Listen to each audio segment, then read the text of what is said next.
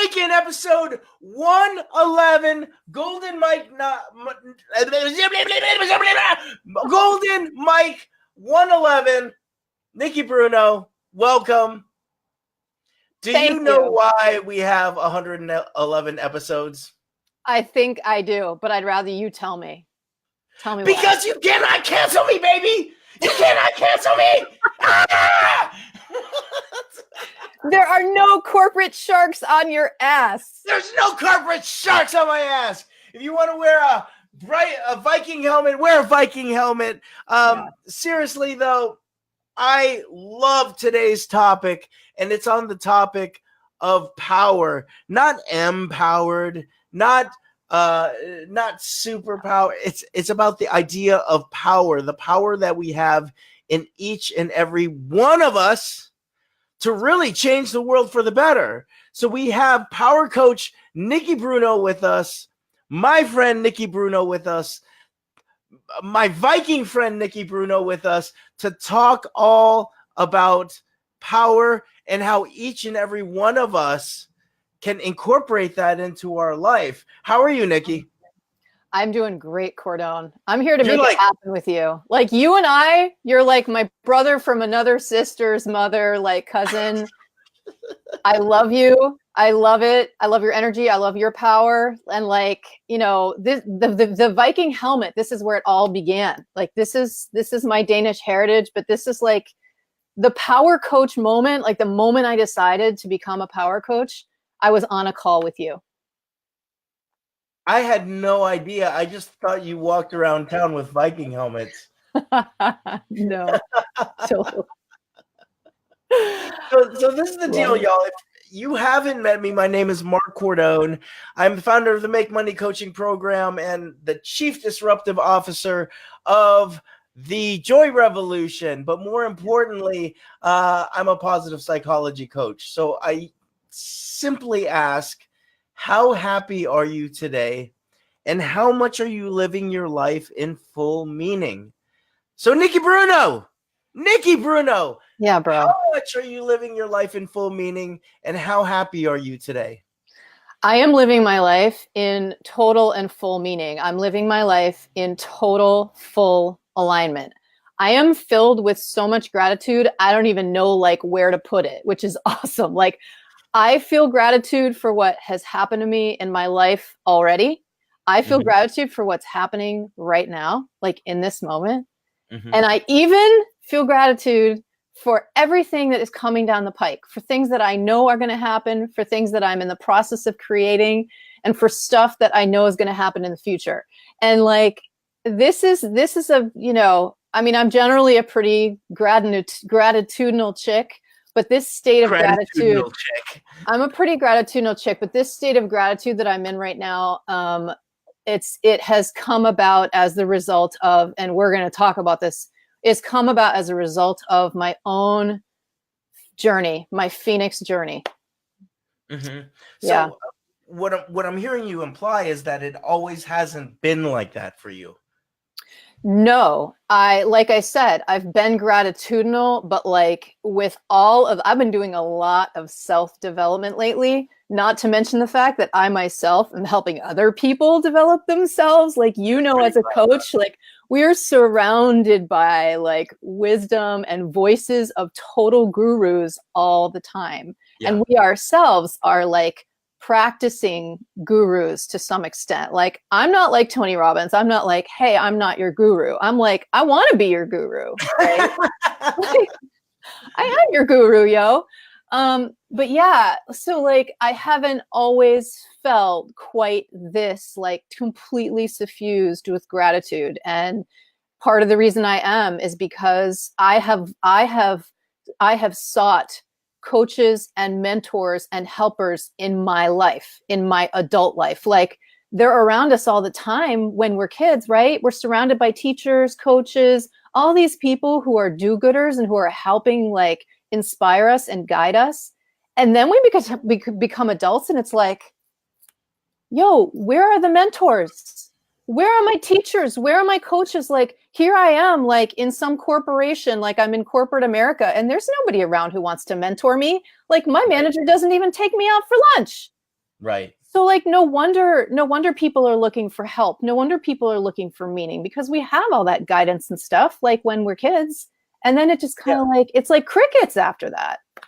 So was it a particular situation in which you were like, ooh, I need a coach? Like where you didn't necessarily believe in one before?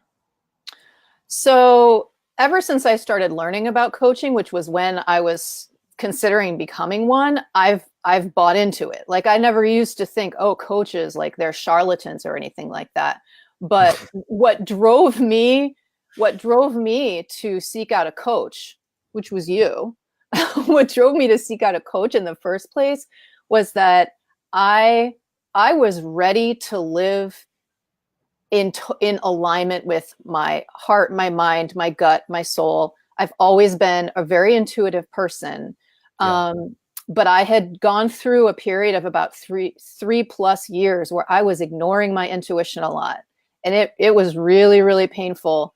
And I wanted to have a career change, and there were a bunch of things that I wanted to put the pieces of my life back together in a way that would be aligned with like my purpose in life and my mission. And part of that involved becoming a coach and developing a thriving coaching business. And I needed a coach for that. Yeah. Now, And what pieces are you talking about in terms of being fractured?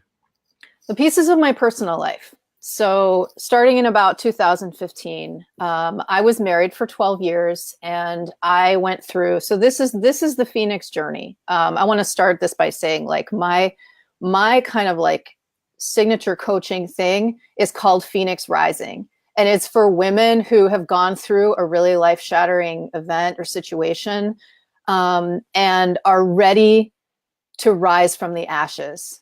And that's what I'm talking about. I had about a 3-year period. I like to call it the 3 years of fucking hell, utter fucking hell club.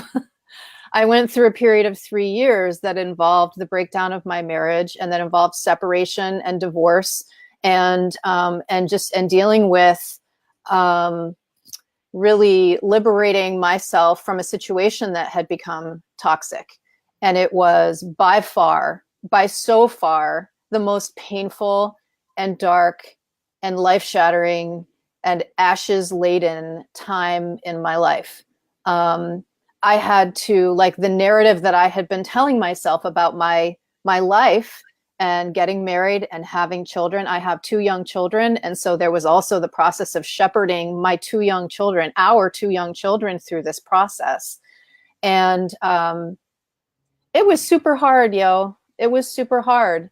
And when I kind of emerged from this and started to feel my mojo come back, I was like, yeah, I really like, I'm going to put these pieces back together. And you have to do that. Like you have to start with piece 1, piece 2, like I spent the first maybe, post separation, I spent the first year like, okay, I got to be all right. My children have got to be all right. I got to put back like the fundamental pieces. And so that's what I'm talking about. I'm talking about like looking up and saying, all right, I'm starting to feel myself coming back, because I had gotten to a place where I was losing my relationship, my like sacred relationship with myself. And I was losing trust in myself in the Mm. context of all the difficult stuff that was going on. Now, how do these things actually happen? Um, uh, Ostensibly, you're a very active, powerful person to begin with, right? You're pretty involved in college. You were, uh, from what I know of your story, everybody kind of emulates you. They're like, look at her, she's got the perfect life, right? But Yeah. at what point did you like look in the mirror and you're like, this is a fucking ruse? Like this is not, like, was there one point in it, or was it like a slow burn? Oh boy, the helmet's got to come off now. Hmm. It was more. It was a slow burn. It was a really, really long, slow burn. I totally like I've had a really golden life. Like, speaking of the golden mic, like, I've been super, super fortunate, loved unconditionally by both of my parents, like, functional, like, peaceful, like, happy life, growing up. I don't, it's not like I have a, like a pattern of being involved in toxic relationships. And it was really pretty slow. It happened pretty slow. And I was in therapy for a lot of this time. I have a history of depression and anxiety that, like, I've been managing, like, managing and have learned to manage well over, since significantly before I was married. So, like, it really was pretty slow. There wasn't like one moment. It was cumulative. Right on, right on. Yeah. Yeah, for those of you watching, I'm on with Nikki Bruno right now. You can call her Bruno for short. I see you. I can see who's watching. This is a very personal tale, one in which I have a feeling that a lot of people can relate to. That slow burn where you look in the mirror and years later you're like, I don't even know who I am anymore and where to start. Share Yeah. this out. Share this out. Be sure to comment on this. We want to know that you're engaging with us. This is a conversation not for just Bruno and Cordone, but for all of us in general. Donore, we see you. We see you. Powerful, powerful. We see you. Hollywood is in the house. Power, you totally kick ass, Nikki. And then our good friend Melanie Klein wants to set you on fire. So we're loving what you're throwing down. We're loving what you're throwing down. Now here's the next question. It's almost like you looked into the mirror and you became aware that I am no longer that person anymore. I'm no longer that person with the moxie that I used to have. The person that I'd go and I'd sing in my acapella group and all these things. And everyone around me thinks that everything is fucking shits and giggles right now. Yeah. At what point did you, and you're going to a therapist, at what point did you say to yourself, there's got to be something else out there to help me get my power back? It was, oh man. It's really hard to remember. Like, what's that? I'm a good interview. Yeah, you are. You totally are. You're like really digging in there. It was it it had to do with my kids, to a certain extent. It really, like, kind of like, for me, the straw that broke the camel's back was, how do I want to raise my children? Which Nikki which mom do I want them to have? I want them to have access to the whole happy, ebullient, powerful me. Because what had been happening was, I was like, I didn't even realize this until pretty recently, but there was this, like, slow leak to my power. I was actually giving it away.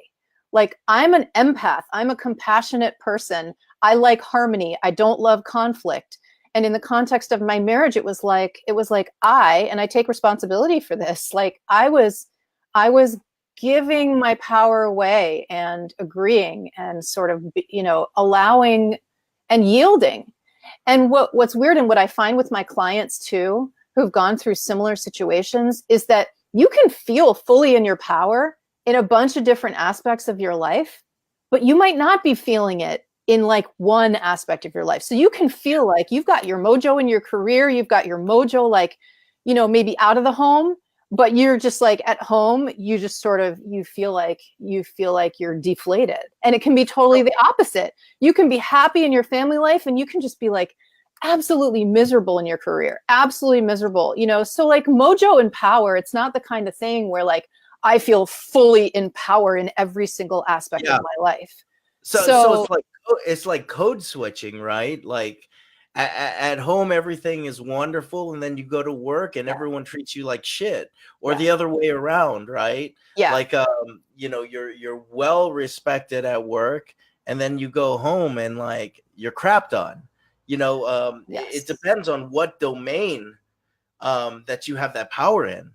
Yeah, and I think for women, it can be really for high achieving women, like Golden Girl, valedictorian, all the extracurriculars, like everything's adding up. I'm up like I am a recovering overachiever.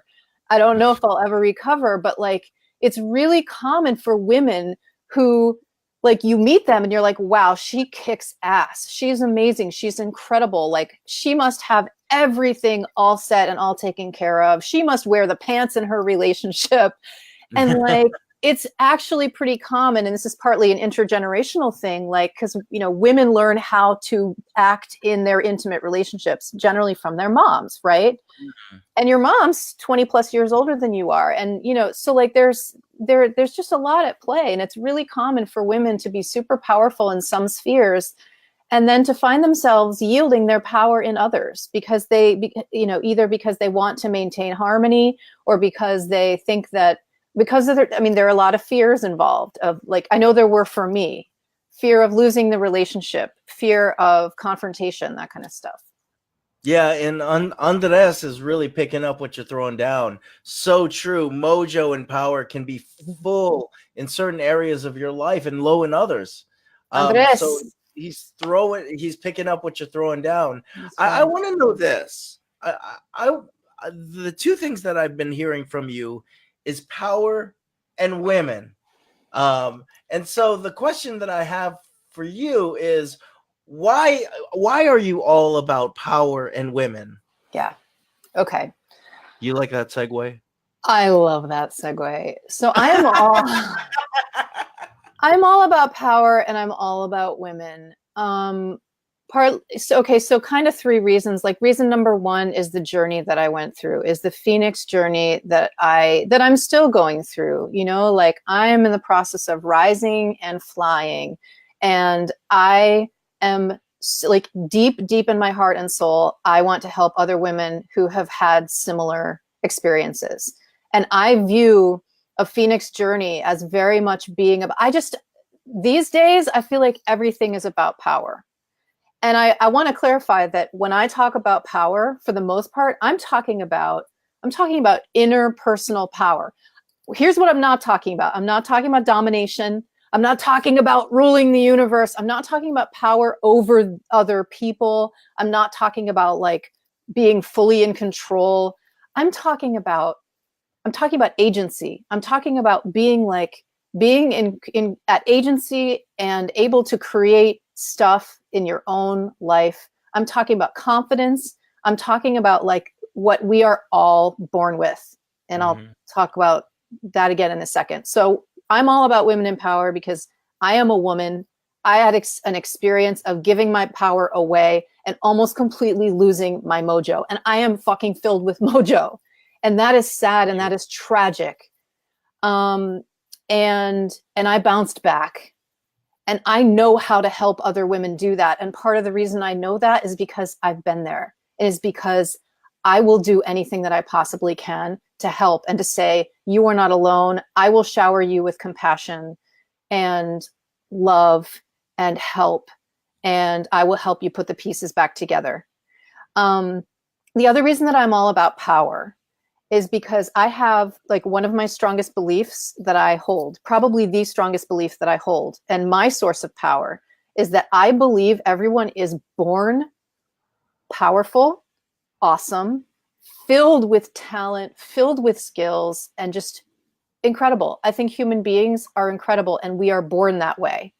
And now this is why I don't call myself an empowerment coach. I'm sick of the word empowerment. I think it's like, I like what it means, but it's overused. It's overused in lots of different industries. There are all kinds of watered down versions of we're going to empower you. Like I'm not into that. I'm not into empowerment because to me, it implies that I've got the power and I'm going to invest you with it. That's bullshit. I'm a power coach because what I am helping women to do is I'm helping them to accept that they have power inside of them, to claim the power that they already have, and to take the responsibility to know that they have power and to use it. And then the other reason that I am into women in power, this is the women part, is that I happen to believe that this world, this planet, would be a much better place if women had more power. And now I'm talking about almost all kinds of power. Now I'm not just talking about personal power. I'm talking about social power. I'm talking about political power. I'm talking about interpersonal power. I'm talking about financial power. I am talking about just, influence, as well as personal power and confidence and chutzpah and moxie and just kick-assedness. I believe this planet would be a better place if women had more of that.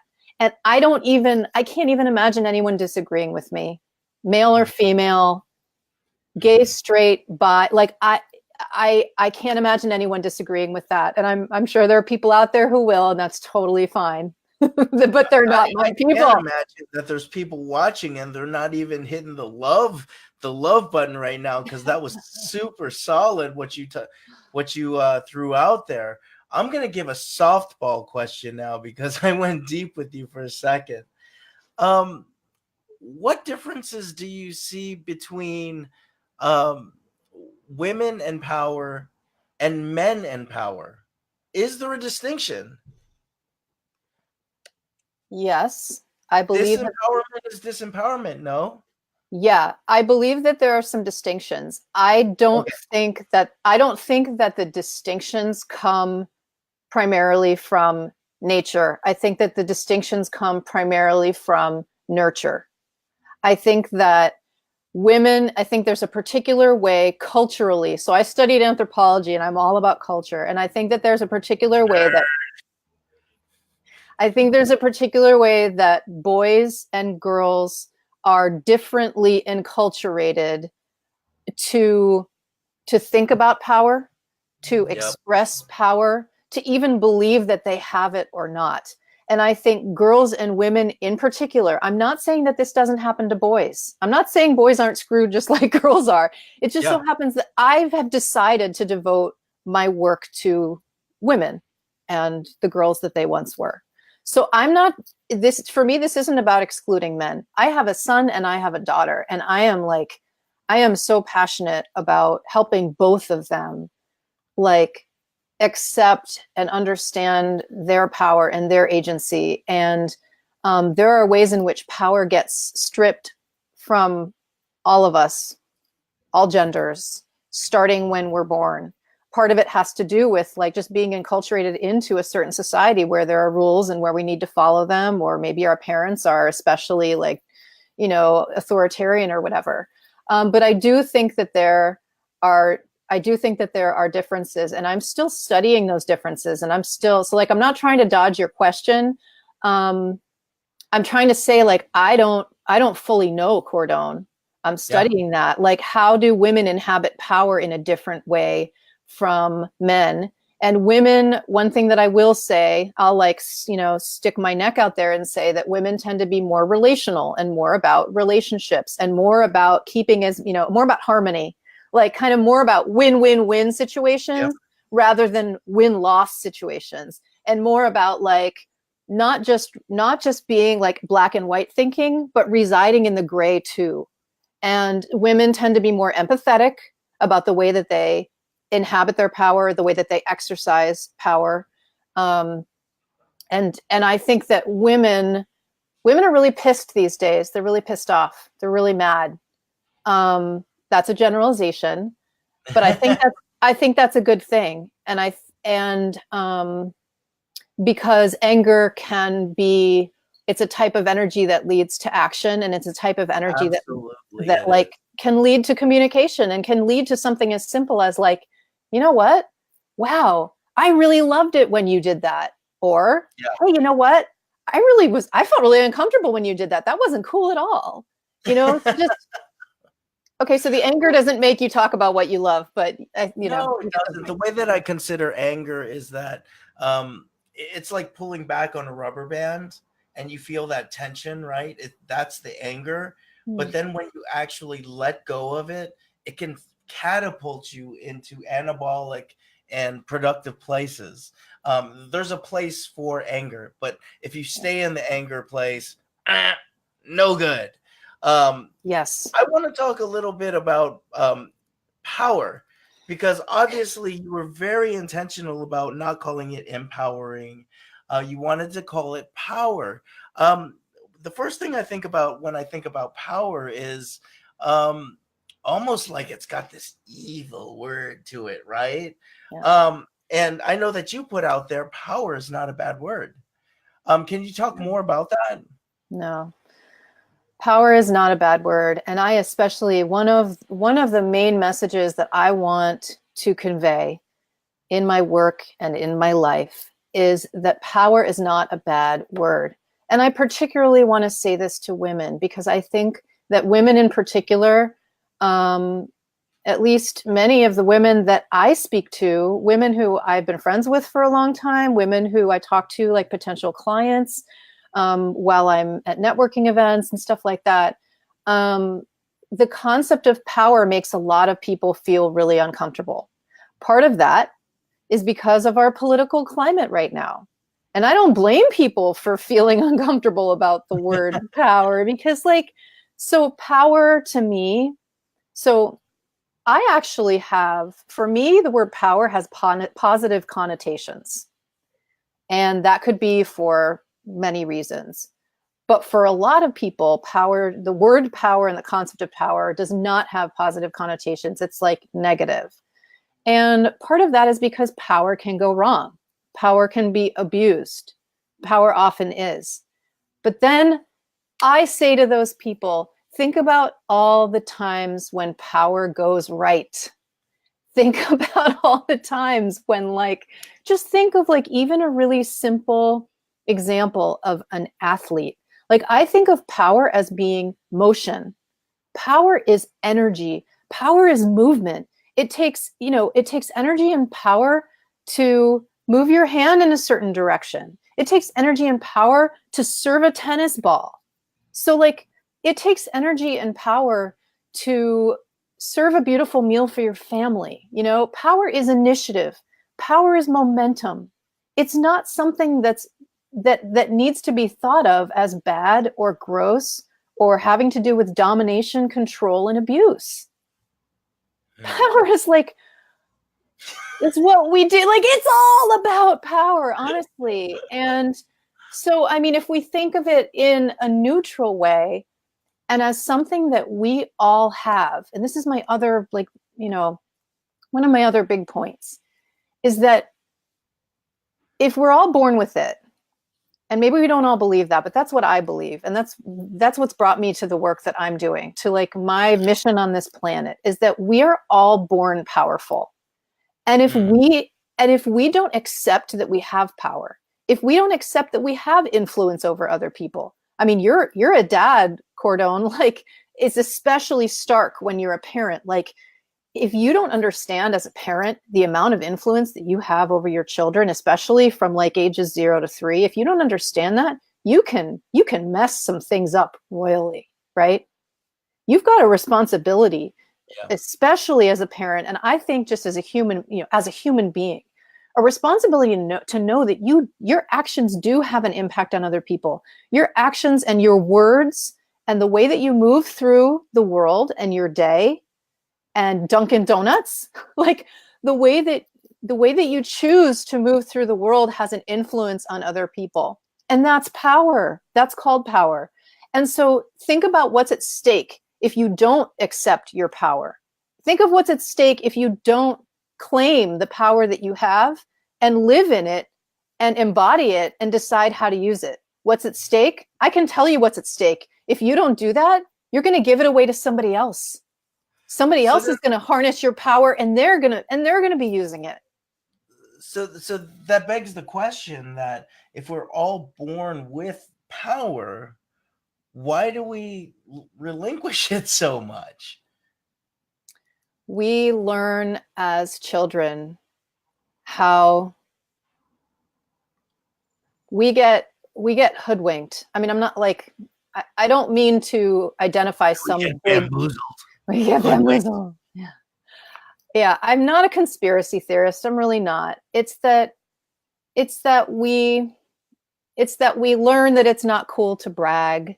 It's that we learn that, you know, especially once we get really socially conscious, like getting into middle school, and there are all kinds of studies that have been done on both boys and girls, but particularly girls when it comes to like expressing their interests in math and science and kind of STEM and STEAM curricula. We learn that it's not so cool to like come across as being really powerful. So like, Status quo. yeah, like we kind of unlearn it, you know? Okay. I'm studying this too, so come back to me. Come back to me in like 6 months and I'll tell you how we unlearn it. That I shall do. So I have another question for you.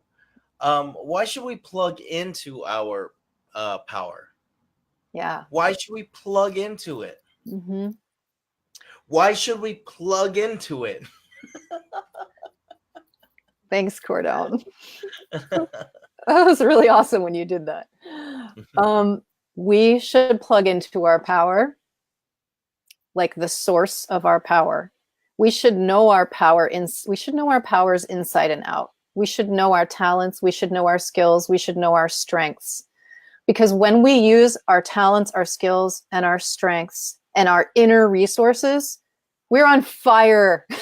Like you're the joy revolution, dude, Cordone. Like when I started feeling my mojo back, and I'll tell you, like, I'll tell you a secret. I'll tell you like a shortcut to power is to like start a workout program, do some kickboxing, do some weightlifting. Like that was one of the major ways that I bounced back and like the phoenix started rising for me.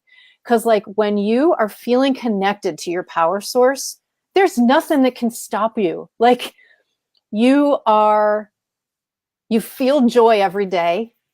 You feel happier.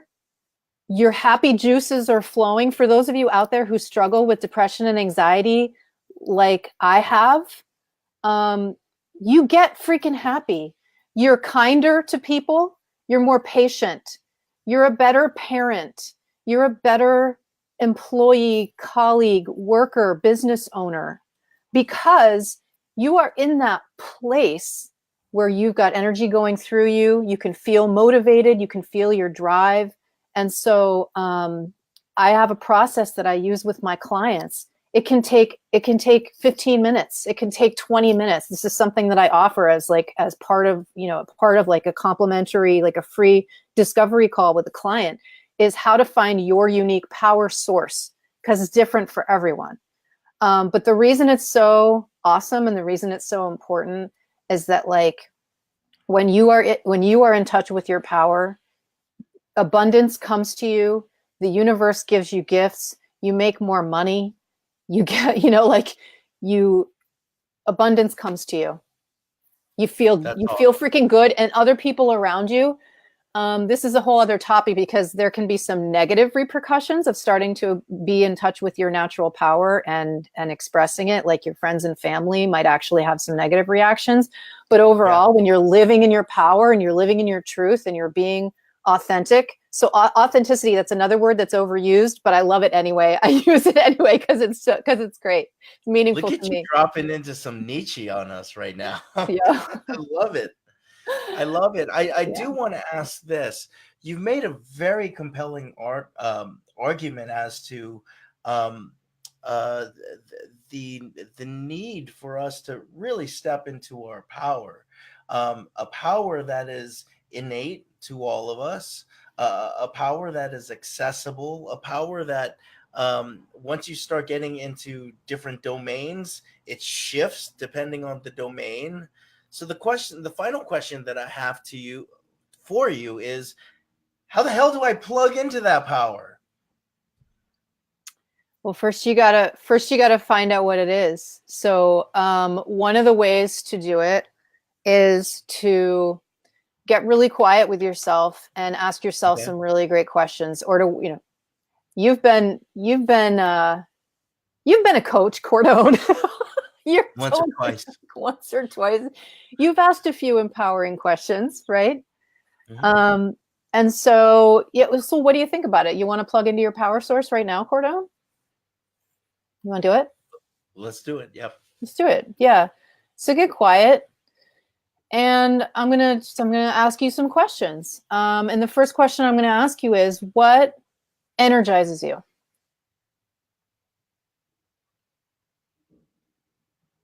You mean the answer? Yeah, I want you to answer. Yeah. What energizes you?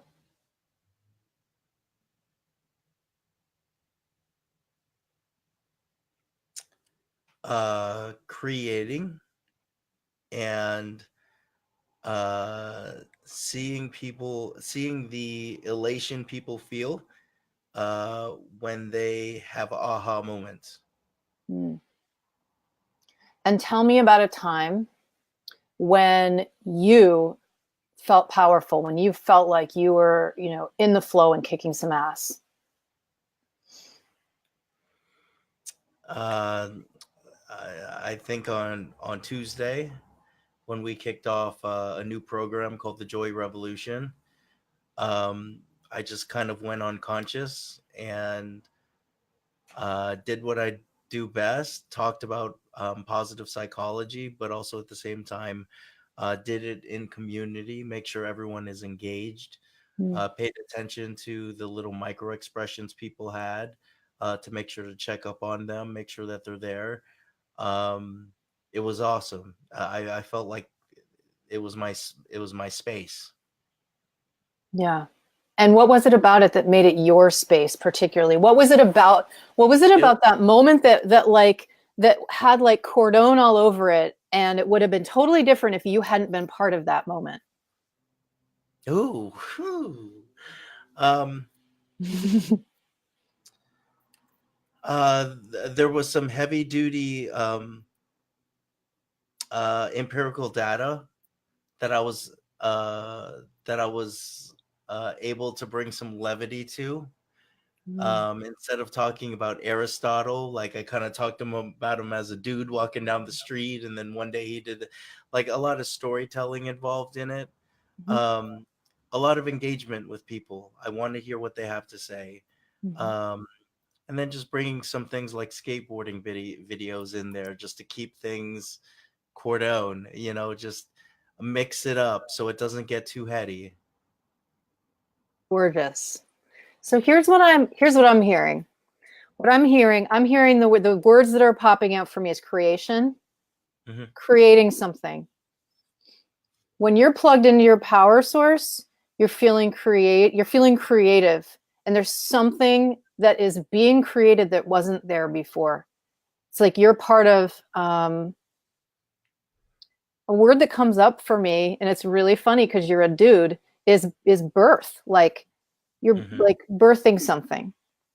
And then another huge word that's popping out for me and concept that for me I think is part of your power source to plug into is community, and Hmm. like seeing the light in other people, and like you can be in the spotlight, and you're like, I've seen you in the spotlight and I know you're happy in the spotlight, and like at the same time you're bringing other people to join you in the spotlight. That's a quality of somebody who's really generous of spirit and who's really generous in nature, is like creating community. And part of creating community is like bringing other people in with you to share some magic that's going on, to share magic that's being created. And part of what's being created, I think, for you is an interpersonal magic. Um, and then the third thing is fun.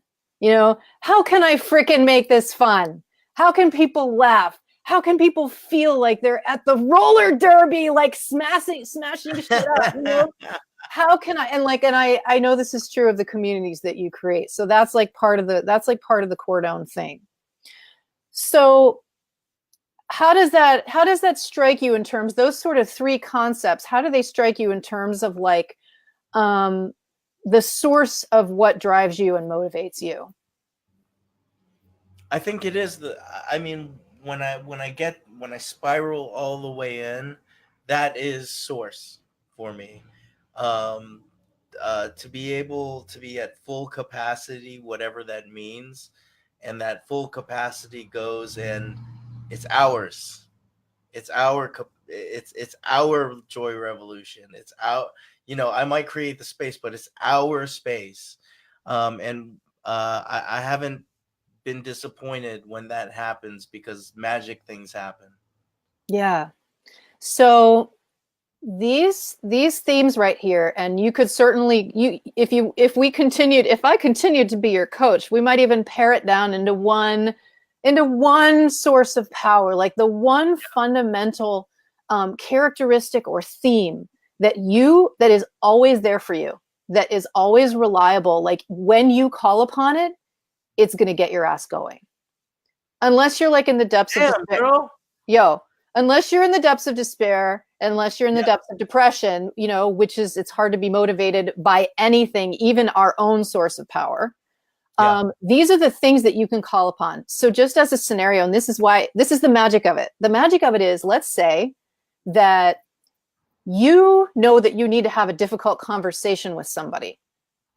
Like, let's say you don't like the person, or you've got some bad energy between you, or it's going to be confrontational, or there's something that's already triggering you before you even go into the conversation. And you're like, damn, I feel stuck about this. I'm not looking forward to this. I'm not feeling my power and my mojo going into this conversation. If you go to your power source, you go to the power source corner of your home and you plug into it, pardon the metaphor, and you plug into it and you say, how can I bring a sense of maybe even creating something new to this conversation?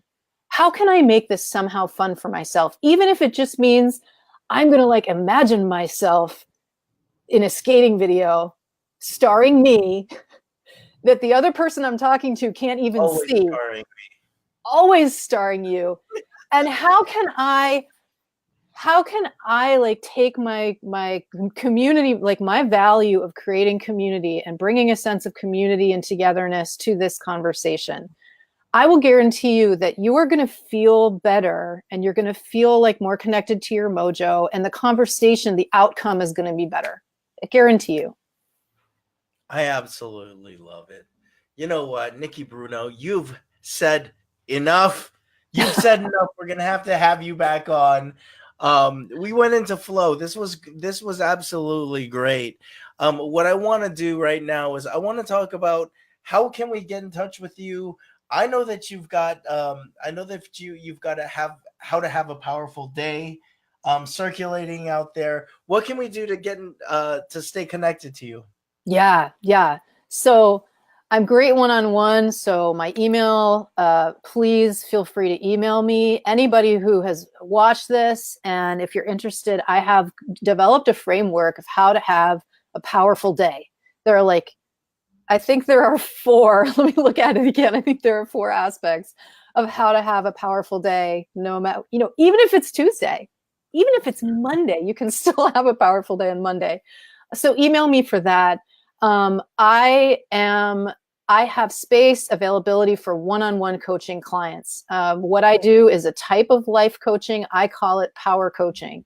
And I work with women and I help women to accept their power, to find their source of their power, to claim it, and to rock their lives, especially in the wake of a really life-shattering experience. So girlfriend, if you've been on a Phoenix journey, if you've been in a situation of divorce, separation, a journey with infertility, an illness or an injury, if you have been laid bare by something, I specialize in working with women who in their 40s, 50s, and even getting into 60s, who are putting the pieces back together, who are phoenixes, who are ready to rise from the ashes. So I am taking on VIP one-on-one clients for year-long engagements, as well as 6-month engagements and 3-month engagements. You get access to me and the best of who I am and the best of what I can give.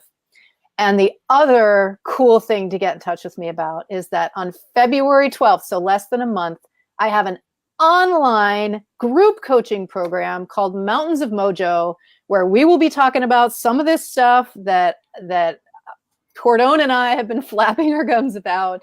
And it's going to be a community of, I'm limiting it to 10 women, 10 incredible, amazing women who are ready to climb Mojo Mountain and root into your power source, and then start experiencing wins from applying your super special powers and your source of power in your life, in any aspect of your life. So get in touch with me there. I believe Cordone's going to like flash the web page that gives more details about my online group coaching program. It's 6 weeks long. Anyone can participate because it's online. If you have a phone or an internet, you can participate.